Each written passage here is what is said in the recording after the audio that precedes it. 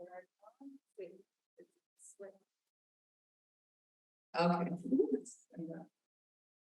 All right, so welcome to the celebration of Lou or Louis Sherman's life, not Lewis, he did not like Lewis. I didn't prepare anything to say because I'm just gonna wing it, but basically, I just want to celebrate his life, and we are gonna have a slideshow, and then it's gonna be completely open for just people to come up and talk. Anyone who wants to come up and talk, there's no structure. There will be music playing, but we can just follow that when anyone wants to go up. And then we also have people on Zoom online who are participating as well. So after everybody gets to talk here, we may have some people who want to speak through online, which we won't be able to see them, but we will be able to hear them. We'll be able to. Oh, okay, never mind. So we will be able to see them. So this room has all of these things that were important to Lou. And I really want everyone to feel like they can get up and look at things and go through and like kind of have time with them. Basically, I just didn't want to throw this stuff away.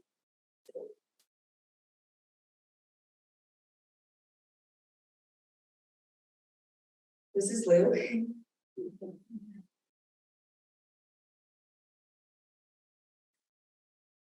You love purple. Yeah. I just wanted to make it cool in here for him because like, I think this is what he would want. So basically this is like all the comic books he loved and a little bit of a Hawkwind album cover, if you know, like that kind of talk, like psychedelic music. Yeah, I mean, Lou was an amazing person, just full of life until he wasn't. And I also don't want to really remember him for the time he was sick, because I did get to spend a lot of time with him during that time, and I'm grateful for that. But I want the memories of when he was full of life. So after everyone's done talking, I'll probably come back up, and everything that's in this room, you should take it with them if you want, like anything. I mean, after that, it's going to be donated to probably the scrap exchange. So feel free to take photos or anything that you'd like. And we're going to do the slideshow. And then after that, it'll be music. Don't feel like you have to sit in your seats. You will go look around, and there are snacks and everything. And then just, yeah, people will come up and whoever wants to talk about Lou or tell stories. Okay? So.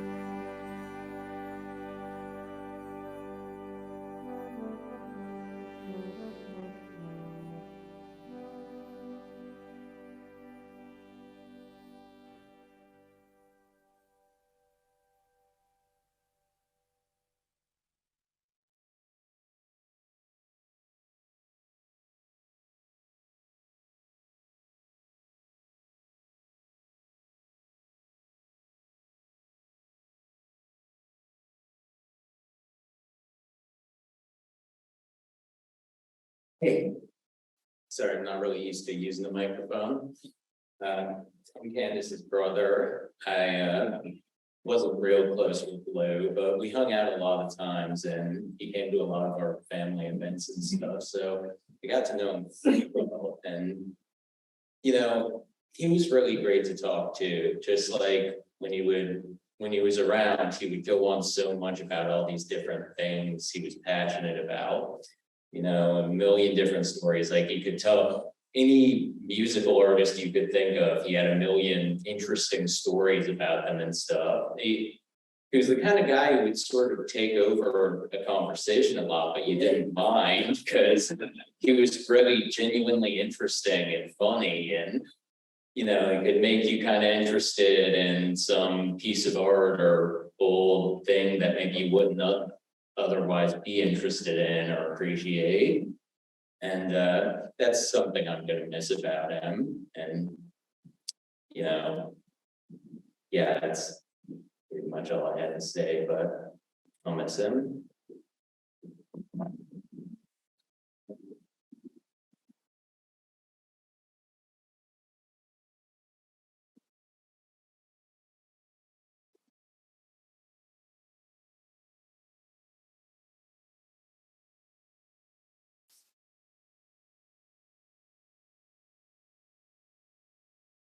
Hey everyone, my name is Peter. Known Lou for 2 years. Met him when I was bartending at Dane's place. He immediately struck me because he was a sharer, perhaps an oversharer sometimes, but he was immediately engaging when he wanted to engage with you, and made it welcoming to engage back.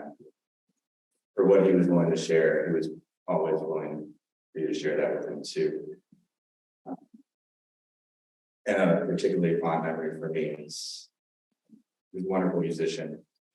I too, we were waxing on about, you know, our writing process, you know, jotting notes down, and we were bewildered that our processes were so different. We were both kind of in a block. So I said something and he was just like, well, let's just change the process now. So I would say something. He would take that from me. And then he started saying some things too, and I jot down his notes too. It was the first time that I was able to write with someone and have them take something from me and have me take something from them viscerally. And that kind of helped me in a lot of ways that I didn't realize at that time. And something I wish I could have expressed my gratitude to him at some point. So I miss him. I love him. We all do too. So see.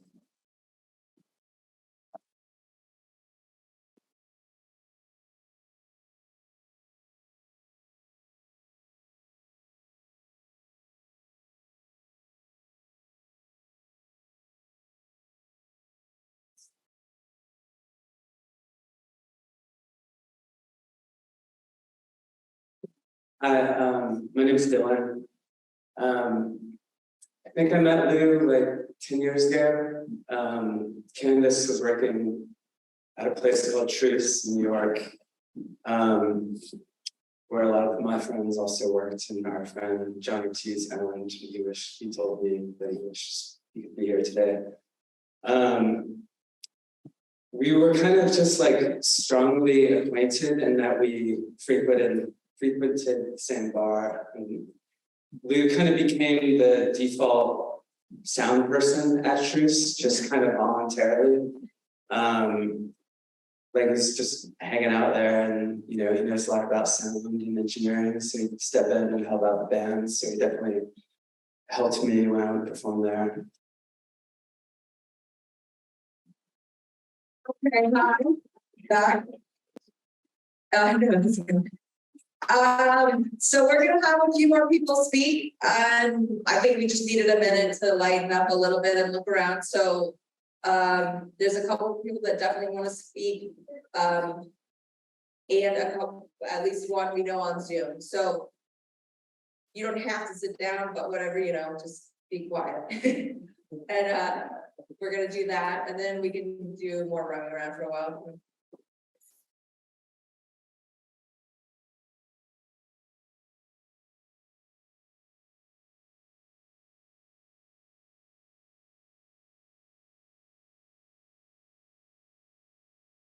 Hi, I'm Ina, I'm Lou's ex and we remain friends when our paths sort of split uh, quite a few years ago. And I didn't trust myself to compose myself, very well, so I wrote some things down. Lou, you were always a dreamer. In our first conversation a bit more than 20 years ago, you told me that someone's music sounded like a love song of a giant black obelisk flying along through space. I don't remember who the artist was, but magic of your metaphor withstood the test of time. By the third time we talked, I knew about your love of the stars and your love of science fiction. And we watched York's video, Always Full of Love, at least 5 times because you couldn't believe I hadn't seen it. You had an incredible imagination and sharp memory of obscure facts. You were deeply curious about connections between things and searched for deep truths, always. You could weave story after story after story, linking music of the 60s to Star Trek, to occult mystics of the 20th century, to rocket scientists, to Mayan cosmology, to who built the pyramids, to Tarkovsky movies, to Dali, to Judge Dredd, to electronic music, and of course, all roads came to eventually Philip K. Dick. And also to David Bowie, to Coil, Led Zeppelin, and Pink Floyd. You talked to everyone and made instant friends wherever you were, anywhere in the world. England, Thailand, Peru. Language was never a barrier. I remember you miming your way through a conversation about music with a man on the street in India, and then buying his musical instrument after half an hour of a miming conversation. I remember you pointing out the majesty of the Milky Way to me on a clear night.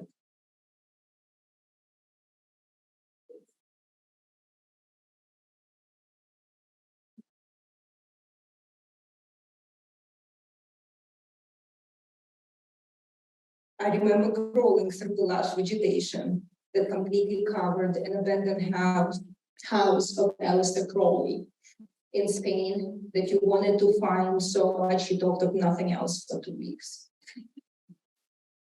I remember learning about a lot of niche musicians, music styles, and bands from the deep well of your knowledge.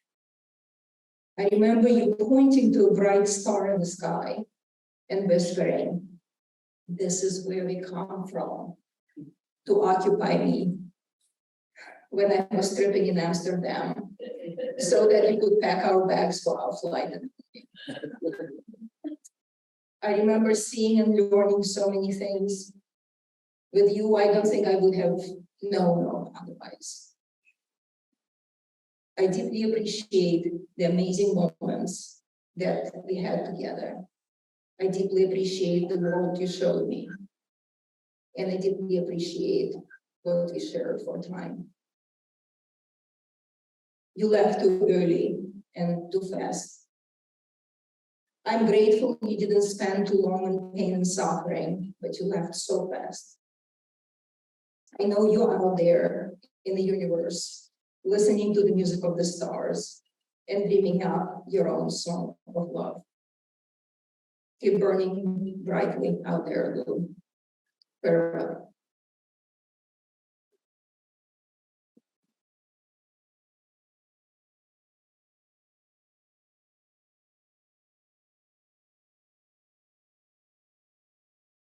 So, we keep it short.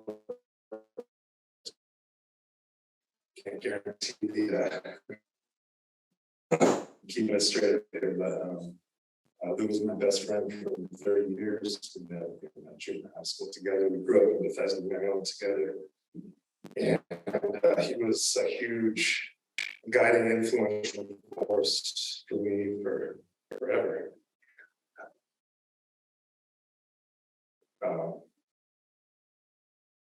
Still can't believe that he's gone, but he'd be like, you know what, fuck you.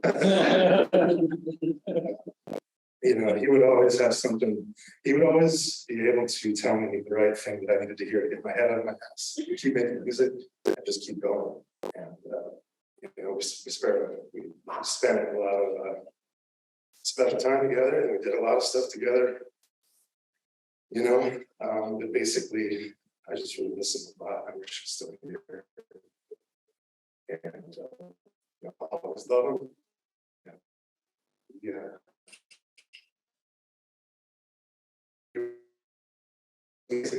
Smart, intelligence, talent.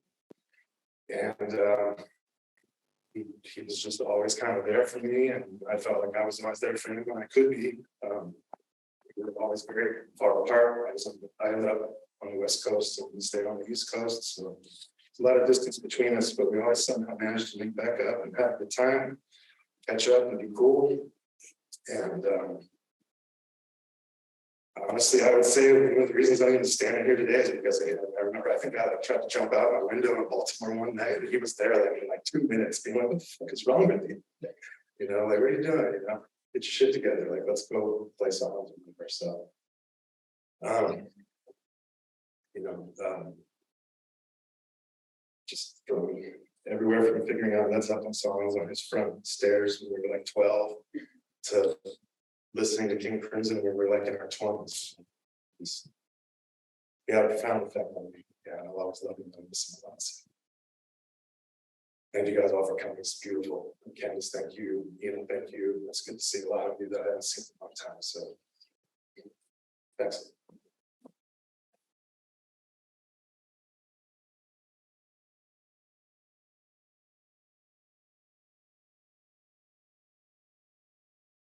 Two of them trying to be together here.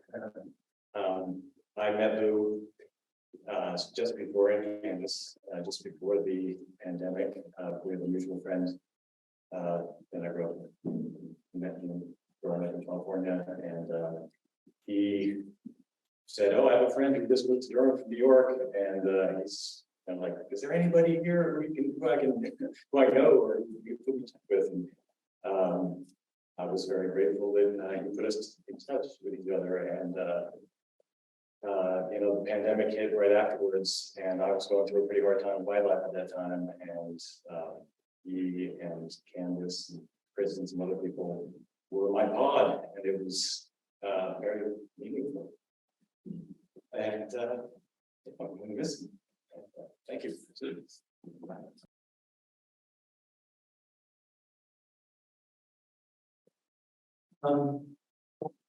Just follow that up by saying that Lou also introduced me to my wife.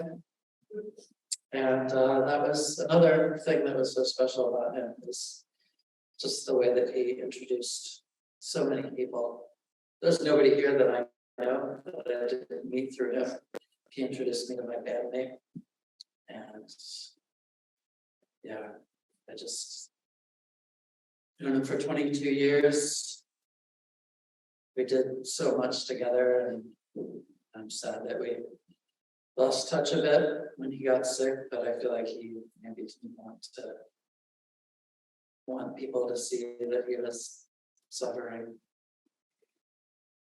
And I don't know, just really gonna miss him. Still do.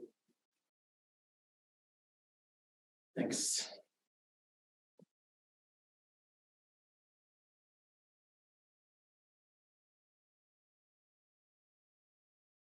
Well, hi, everybody. Hi, Ina and Candace. I wish I could be there with you.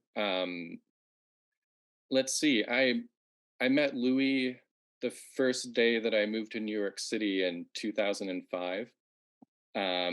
So God, that's close to 20 years ago. I Yeah, it was literally the first day I moved to New York. I met Louis. He came by our friend Mike Wilson's apartment at about 3 o'clock in the morning, and I was trying to sleep on the couch, and they started having a conversation about the band Throbbing Gristle, and I had to get up and join the conversation with them. And Louis and I became really fast friends. And one of the main things that we bonded over initially was the band Throbbing Gristle. Then there were a lot of other things, of course, over the years. We became very close about music and books and art and ideas and all of those amazing things that people could connect with Louis about that they had a hard time connecting with a lot of other people about. And that was something that made Louis so special, is that he had that ability to hone in on the sort of people who needed somebody like him. Louis was a really, really special person to me, and I mainly wanted to share a memory that I have of going to see a concert with Louis once. So fast forward a few years after I met him, and the band Throbbing Gristle came to New York. They actually reunited in the year 2007, and they set up several shows in New York City at different venues. And of course, Louis managed to buy tickets to every performance. They sold out very quickly, but Louis managed to get tickets to every single one of them. The first night that they were playing was at a venue called Masonic Hall in Brooklyn. I don't know if anybody there has ever been to Masonic Hall, but it is a pretty amazing venue. It's very fitting for the band Throbbing Gristle. It's probably the loudest venue in New York City, which has some relevance to my story later on. So Louis gave me one of the tickets to go to the show with him that night. I felt very honored that he shared the ticket with me. We, as I said, of course, both really loved this band. So I remember when we went that night, when we were going on our way to the show, Louis stopped at a bodega and he bought bouquets of flowers for every member of the band. You know, that night, the setup of the show was that before they were going to go on and play, they were all at a table, and we're going to sign merch and meet everyone on the way in. And so, you know, we got there very early, and Louis and I were the first people in line. And Louis went up and gave them all flowers. And of course, everybody in the band seemingly already knew Louis. He had, in very Louis fashion, managed to reach out to each of them and get to know them. In fact, he had, I believe at that point, had already gone and hung out with Peter Sleazy Christopherson in Thailand. So they were already friends. And of course, Cozy, upon getting flowers from him, gave him a big hug. And I was so impressed, naturally. And they signed a bunch of stuff, and we were so happy to be there. After that, to thank Louis for buying me the ticket, I took him over to the bar and I wanted to buy him a drink. The bartender at the bar, you know, I ordered 2 whiskeys from her, and Louis started chatting with her, and in typical fashion, charmed her considerably. And instead of giving us just little tiny shots in these big plastic cups, she filled them all the way to the brim for us and gave us these giant glasses of whiskey to drink. And so, you know, neither of us thought to eat dinner before going to the show. So we drank these really tall glasses of whiskey and became extremely drunk. And by the time the band started, we were so excited that we kind of went a little bit crazy, and it was I think fall in New York at that time. So we were dressed in layers with jackets, and I remember throughout the show we were stripping off our clothes and throwing our clothes in the corner until we were almost shirtless, and we were flailing our arms around, and we were dancing in front of the giant speakers that they have right at the front of the stage at Masonic Hall, which are about 10 feet tall and usually cranked up to maximum volume. Um, and we were having our own crazed Dionysian ritual right there with throbbing gristle. And I remember at one point looking over at Louis, and he was flailing around, and he was right in front of the speaker, and he was screaming at the top of his lungs, bent over, screaming into the speaker the lyrics to the songs. And of course, you couldn't hear anything he was saying, but you could tell it was everything in him was coming out at that moment. It's really amazing. By the end of the show, we were like delirious and dripping with sweat. And I think we both agreed it was one of the greatest concerts we'd ever been to. I remember going outside and it was cold, and we were wearing very little clothing. And Louis actually took off his undershirt, and to demonstrate how sweaty he was, started wringing the sweat out of it. And it was probably, I don't know, maybe 40 degrees outside. Anyway, those were the kind of nights that you could have with Louis. He just was such an incredibly fun person, so full of life, so ready to embrace the moment and be there. And he's one of the best people I ever knew. I love him, and I'm going to remember him forever. And I wish I could be there with you guys. So that's it for me.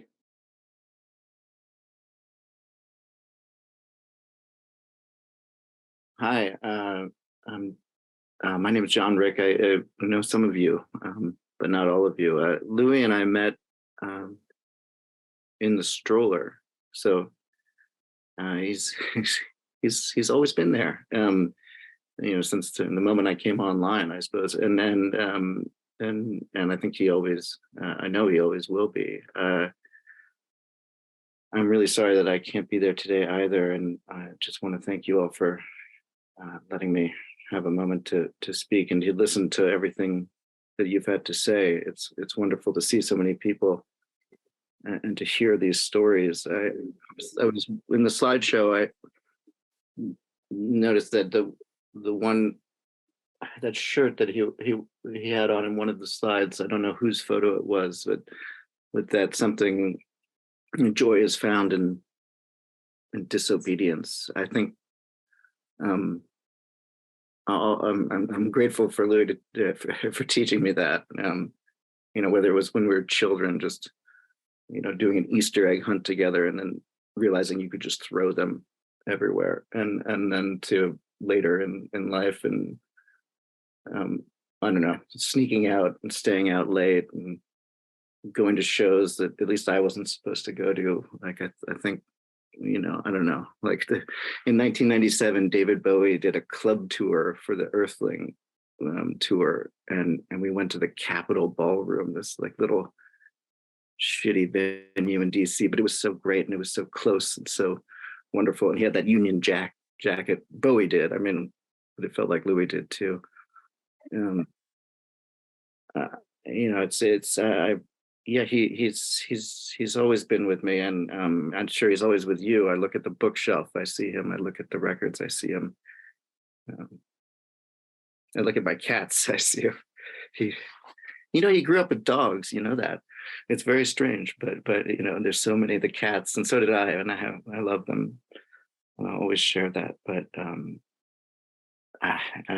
a bit at a loss. But thank you for letting me speak and really letting me listen, and my love to you all. And I wish I were there. If nobody claims that Barrett Lane sign, you save it for me, Candace. I know exactly where that came from.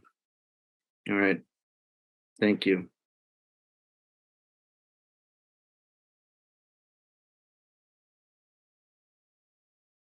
I can't really add too much to what's already been said about Louis. I just am really grateful to have known him.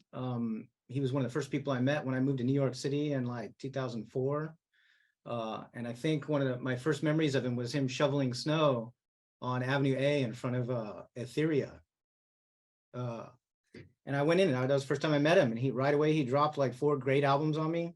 One of which was, I think, the Harmonia that we were hearing earlier.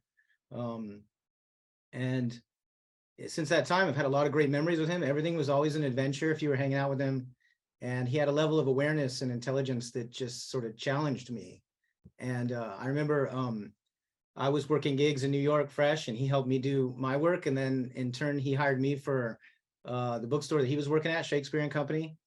And there's a lot of areas of Manhattan that I walk around and I see, and I just totally identify with him. Whether it's in the Lower East Side, the Village, the East Village, I couldn't think of Avenue A without thinking of him, just because my early impressions of living there, a lot of it was hanging out with him and Candace and Haji and Fall of Another Year. And I know there's this branches out into several different friend groups, and I can picture, that there's another hundreds of people that would be on this meeting or would be there today, because Louis had this ability, as I think Les and I were talking, you mentioned earlier, that he really is one of those people that just could talk to anybody. Didn't matter who they were, it didn't matter where you were, that he could connect with you. And I always thought that in that time working with him at Shakespeare, I learned a ton of stuff. It was, I was not ashamed to be a student of his. A lot of my friends, I'm grateful about that kind of quality. And I think Louis had it a lot.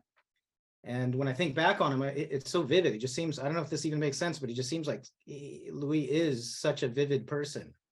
I can close my eyes and I just, every detail of his speech and his face and just that eye contact and just really connecting. And he was really great at that. And I will also always have fond memories of him, so love him, and I'm going to miss him too. Hey everyone.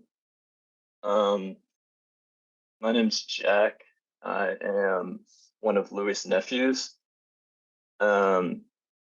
And sometimes I feel like we kind of grew up in the same house together, even if it was at different times. I spent a lot of time when I was growing up at my grandma's house, Louis' mom's house, in Maryland. And I think Louis had left a lot of some of his favorite things from growing up there. And my brother and I think we kind of followed after him and just played with a lot of the same toys that he had left there from growing up. Read a lot of the same books, just spent a lot of time at the same house. I remember playing with all of his Transformer toys when I was like 5 or 6 years old. And then just sifting through the bookshelf at all the stuff he used to like to read. I never saw Louis too much growing up. Definitely like once, twice a year. Usually like family gatherings. But whenever I did, he was always just like a huge ball of energy that would show up and make you talk about things you feel like you didn't have any interest in, but kind of get you either like hooked on them or at least taught you how to really be a good listener. I remember when I was like 7 years old, I heard for the first time about like Graham Hancock, like fingerprints of the gods, technology of the gods, stuff that I thought was like conspiracy theories, even at like 7 years old, but like still I think about all the time, just as like fun little things, like different ways to see the world, which I think he was really special for getting people to try to think about things differently. Louis introduced me to a lot of like science fiction books as well, like Ray Bradbury, John Carter, Burroughs, I guess, Philip K. Dick, a lot of stuff like that, that I first heard about from Louis. And then the music too, I'd never heard about Pink Floyd until I was like probably 12 or 13, talking to Louis about them. And yeah, I think Louis was the first person I ever had a beer with too. There's an IPA at that same house, one of our like summer parties. And IPA is just still my favorite beer. Maybe I attribute that in some ways to him. He was just a great guy, like everyone's been saying. Was someone who really brought energy out of people that they didn't know they had, and was someone who people felt comfortable talking to and sharing their passions and interested. So yeah, I'm gonna miss him too. Hey everybody, can you hear me? Yeah.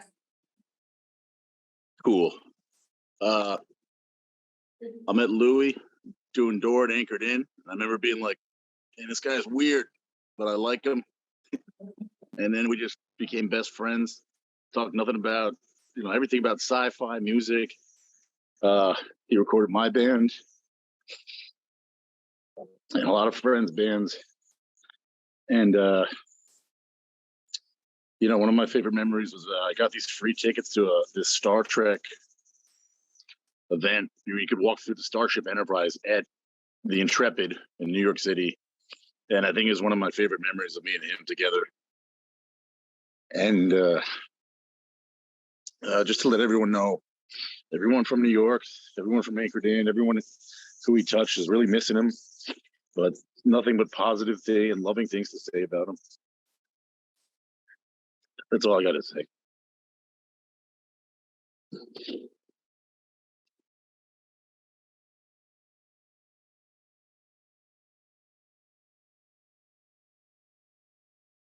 I'll just start briefly. We met Louis when he was 2 months old. And as John said, he grew up with us, and we were about a block away. And the boys were together a lot, especially preschool years and as well as the school years. Just floods of memory come back from those times. But I think we remember him because of his talents. He had both the musical and the graphic arts talents, and his enthusiasm. He, as everybody has said, he brought a lot of energy, and although we didn't know him in his adult years very well, we really remember him with a lot of fondness. Hi, my name is Paul Rick. I'm the other half. As our son John said, he met Louis in a stroller. We are the two people who were pushing the stroller. And we were also the two people who were cleaning up the Easter eggs after they threw them all over the yard. But be that as it may, Louis left this world far too early. He was a very gifted and talented person, and it's really unfortunate that he didn't have more time to further develop those gifts and talents and share them with others beyond this immediate circle. Thank you for putting this together. Yeah, thanks so much to those who really worked hard on this, Candace and Ina. We really appreciate it.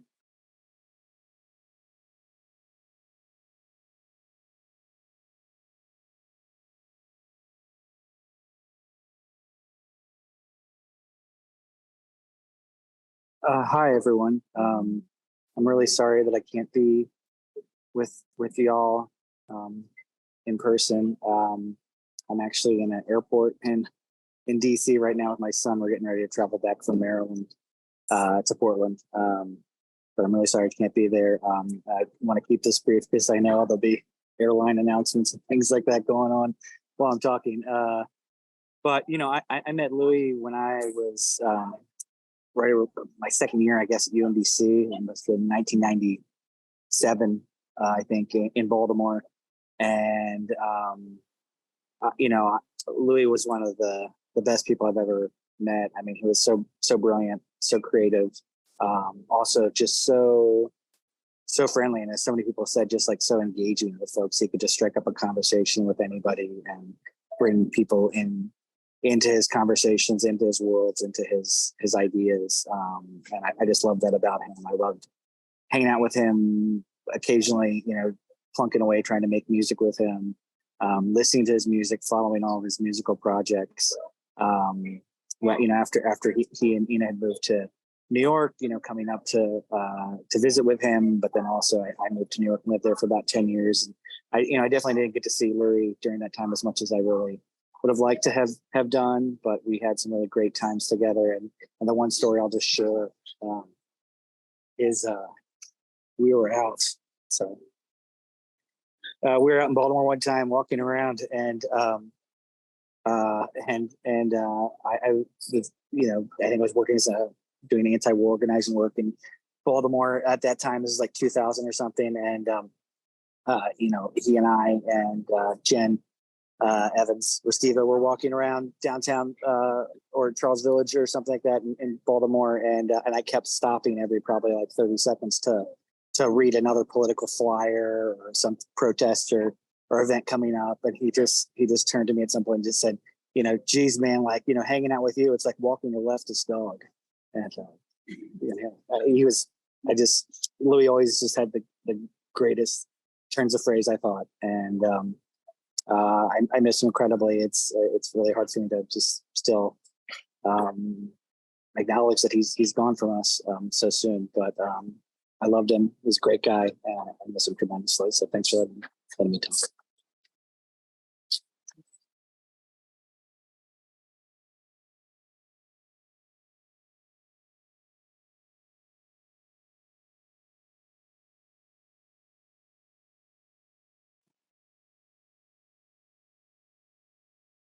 Hey, can you guys hear me? Yeah, so I'll keep it brief too. I knew Lou for a very small amount of his life, just in the past couple of years, and echo what a lot of people said here. I grew up in the woods in Mississippi, and I think Lou and I talked for 20 minutes, and immediately, it was like we were best friends, and he had that kind of quality about him. I guess I'll just share a story about the last time I hung out with Lou, which was just a bit before he got sick. He came over to my house, and he said he had been to a storage unit in some sort of circumstances I don't quite remember. But they had found something for me, and he had to come over. And it was an almost unblemished copy of Maurice Sendak illustrated book that was published in the 50s and is just sort of kind of unique and rare. And I had a 2-year-old, and he wanted me to have it. And that's just kind of the person he was. Something struck me. I made him stay for a second because I was getting ready, my house packed up to move. And I had something, Lou was a guy who was just so cool. It was hard for me to imagine, what Lou would actually think was cool. And so I took a shot that one night. I went and I had like a legitimate old tortoiseshell guitar pick that someone had given me. And I gave it to him, and I just still remember him looking at it like a kid kind of looked at a marble. And he said, wow, this is legitimately cool. A little bit surprised, I think. And it made me feel so good. And it just made me it just struck me so much that someone with so much intelligence and so much life experience still had so much wonder about them. And I really appreciated that about me. And every one of the maybe less than 10 times we hung out, I'll probably remember for forever. So thanks to Candace for letting me know Lou and for letting me be involved with this. So. If there's no one else who really wants to speak now, we're just gonna go back to music and hanging out and things that I know a lot of people are gonna feel awful, but this is what I really do want people to take from this room. Because I'm just gonna, I think, donate a lot of it, and if there's anything, you know, it's a lot of small stuff too, just please take something home with you.